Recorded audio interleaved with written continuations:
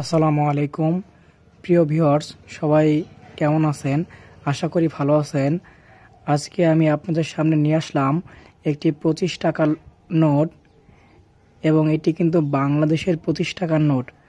আপনি কি কখনো দেখেছেন বাংলাদেশের 25 টাকার নোট? নোটটি একটি স্মারক নোট। এটি তৈরি করা হয় Bangladesh security printing corporation limited এর রজত জয়ন্তী উপলক্ষে, অর্থাৎ 25 বছর পূর্তি উপলক্ষে নোটটি তৈরি করা হয়। নোটটি মুদ্রণ করা হয় 2013 সালে, এবং এই নোটটিতে স্বাক্ষর করেছেন গভর্নর আতিউর রহমান স্যার।